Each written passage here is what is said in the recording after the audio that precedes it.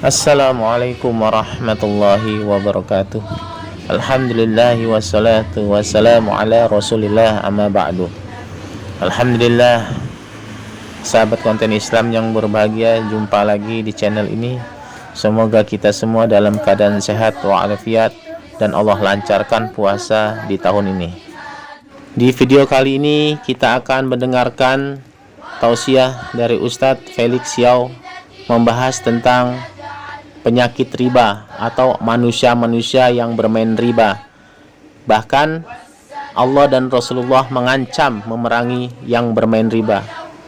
Baik, sahabat konten Islam yang berbahagia, kita simak saja ceramah dari Ustadz Felix Xiao. Selamat menyaksikan.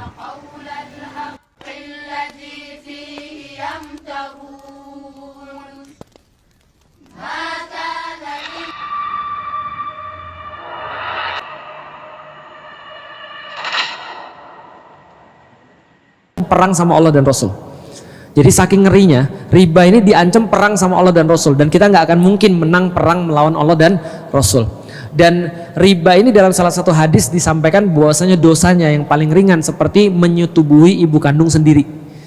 Jelas ya? Nggak mungkin kita bayangkan di dalam kepala kita, tapi itu yang terjadi. Maksudnya Rasul menyampaikan dengan cara seperti itu, bahwasanya riba ini termasuk dosa yang paling berat. Kenapa? Ada yang pernah nanya saya, kenapa Ustadz, kan riba nggak kayak bunuh orang gitu, nggak kayak misalnya contoh pelecehan seksual atau segala macamnya. Kenapa riba itu parah banget? Karena riba itu bisa menyebabkan problematika ekonomi sehingga bisa masuk ke dalam dosa-dosa yang lain. Jadi kayak puasa itu meningkatkan ibadah-ibadah lain, riba ini bisa meningkatkan dosa-dosa yang lain. Nih, saya kasih tahu ya, contoh ya misalnya ya. Nih lihat. Simulasi, kita simulasi. Ustadz Maliki punya duit 100 juta. Felix Xiao punya duit 100 juta. Bu Umah buat bank. Taruh lagi gitu ya. Kita nyimpen uangnya di bank. Berarti tadi Ustadz Maliki punya duit berapa? 100. Saya punya duit berapa? Berarti saya nyimpen di bank Bu Umah namanya. Oke, kita balik aja. Bu Umah punya duit 100, saya punya duit 100. Bank Maliki, nah ini ada Bank Maliki. Kita berdua nyimpen duit di Bank Maliki 200 juta. Berarti secara ekonomi duit yang beredar di lapangan berapa? 200 juta. Paham sampai di sini? Oke. Tapi tahu nggak cara bank bekerja seperti apa? Nih lihat cara bank bekerja. Bank itu nggak punya uang karena Bank Maliki tadi nerima duit dari saya dan Bunda Umah, sama-sama 100 juta tinggal 200 juta. Bunda siapa namanya Bunda? Lesti. Bunda Lesti minjem dari Bank Maliki. Berapa minjemnya? Mau minjem sebanyak-banyaknya. Oke, kata Bank Maliki, aku cuma bisa minjemin 150 juta. Taruhlah ya, aku cuma bisa minjemin 150 juta karena 50 juta harus aku tahan. Kalau Felix sama Bu Uma mau narik duitnya. Paham sampai di sini ya? Oke, berarti dia minjemin 150 juta dengan bunga 10%. Itu udah murah banget tuh. Paham sampai di sini? Berarti bunganya berapa? Tahun depan harus balikin berapa? 150 plus 15, 165 juta. Paham sampai di sini? Oke. Sekarang kita coba lihat. Tadi duit di lapangan 200 juta. Sekarang Bu Lesti pegang uang berapa? 150. Bunda Umah punya duit berapa? 100. Aku punya duit berapa? 100. Berarti berapa sekarang duit beredar di lapangan? Realnya 200 plus 150 juta plus piutang yang nanti akan dikembalikan dalam bentuk bunga 15 juta. Berarti sekitar berapa? 365 juta di lapangan sekarang. Bank pegang berapa? 50. Jelas ya? Berarti 365 juta. Awalnya 200 jadi 365 juta. Ibu siapa namanya Ibu? Tia. Nia. Bu Nia jualan bakso. Dulu pas duit masih 200 juta, ibu jual bakso satu mangkok 10.000. Sekarang duit yang beredar di lapangan 365 juta. Ibu jual bakso berapa? Oh, nggak mungkin 10.000, karena duitnya udah semakin berkurang nilainya. Karena duit semakin banyak semakin berkurang nilainya kan, supply and demand. Maka ibu naikin harga dong. Berapa Bu mau jual Bu? Ya supaya balik modal aku jual 25.000 lah. Oke, yang lain-lain yang nggak ikut dalam perbankan ini, loh kok naik? Duit yang tadi saya pegang 100.000 bisa beli 10 mangkok, sekarang cuma bisa beli 4 mangkok. Dalam dunia ekonomi namanya inflasi. Jelas sampai di sini? Artinya apa? Daya beli duit menurun, yang paling untung siapa? Bang Maliki. Nggak punya kerjaan apa-apa, tiba-tiba dapat 15 juta dari Bu Lesti, balikin. Jelas sampai di sini ya? Dalam kenyataan yang ada lebih parah daripada itu.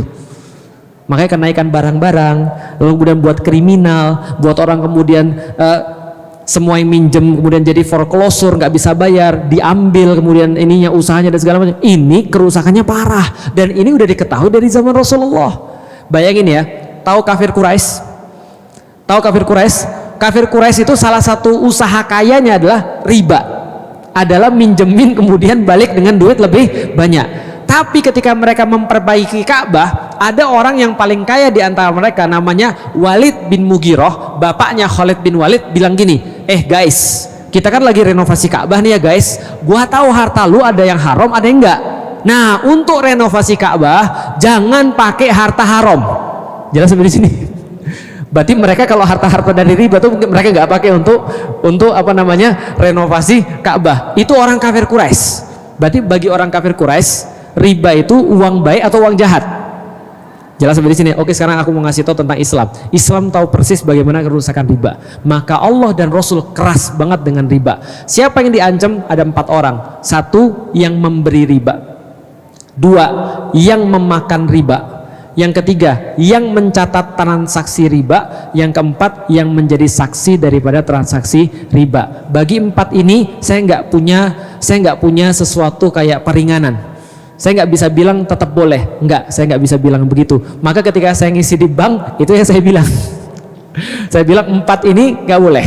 Kenapa? Karena ini dilarang oleh Allah. Makanya biasa setelah saya ngisi bedol desa tuh, artinya bank-bank tuh pada keluar orang-orangnya. Karena ya gimana? Saya nggak bisa untuk membenarkan, karena ini dalil yang saya pegang, setidaknya keyakinan saya seperti itu, gitu kan ya. Oke, itu adalah tentang 4 tadi. Lalu bagaimana dengan penghasilannya? Oke, sekarang kita masuk kepada apa namanya?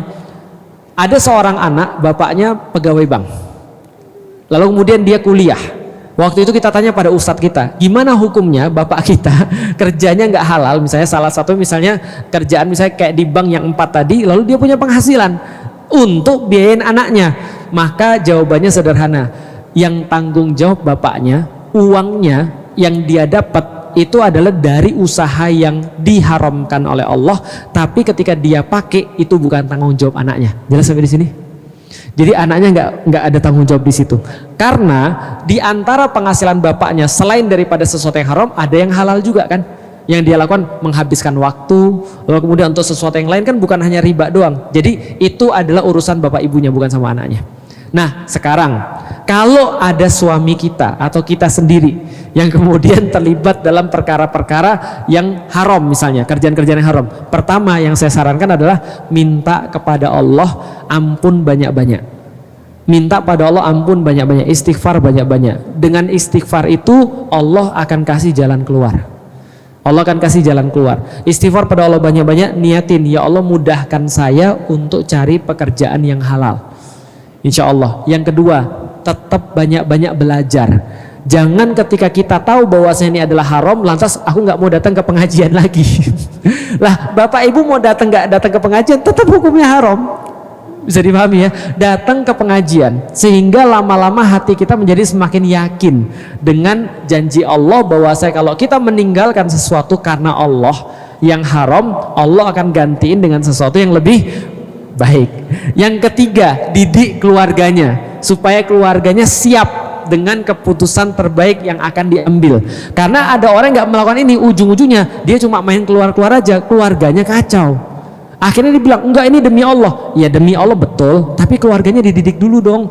Nah, minta banyak-banyak istighfar, belajar tetap, lalu kemudian yakinin anak istrinya, keluarganya supaya dia bisa mengambil keputusan terbaik. Orang tuanya juga. Biasanya orang tua tuh yang bilang, eman-eman gajimu. Iya kan ya? Ya bismillah, itu karena Allah. Gitu ya. Jadi dididik dulu. Itu jawabannya. Jadi kira-kira gitu. Ada tambahan? Tambahan sedikit, Bunda, ayah bunda sekalian. Tadi kalau dalil tadi udah jelas bahwa riba itu dilarang dalam Islam. Yang kedua, bukan semata-mata di dalam Islam, semua agama itu sebenarnya adalah mengharamkan riba.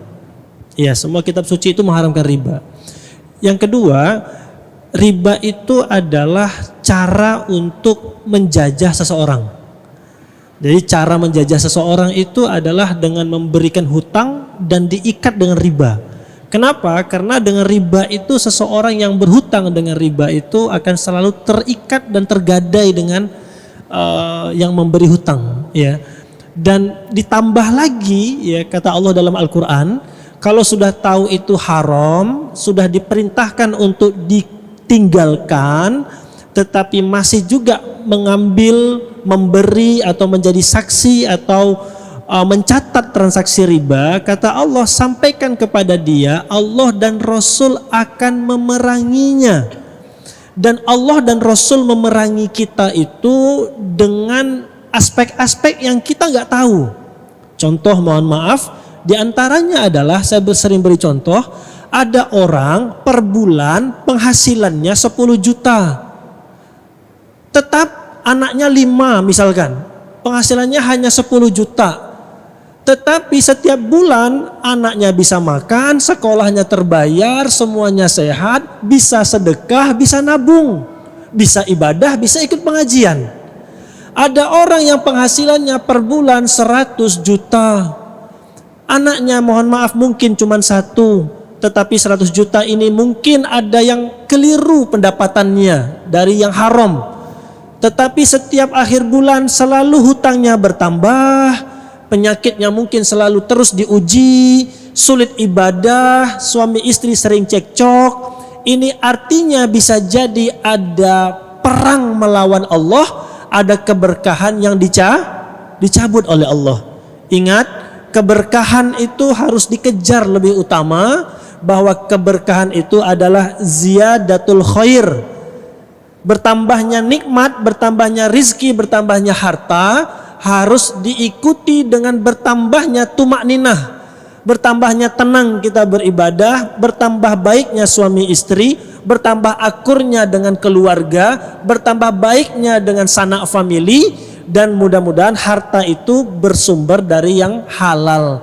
Kalau ternyata harta itu semakin banyak tetapi semakin sulit ikut pengajian, semakin tidak akur dengan pasangan, semakin cuek dengan anak, semakin sulit ibadah, semakin tidak tumakninah kita sholat. Nah, ini mungkin ada yang perlu diperbaiki dan di cross check dari harta kita.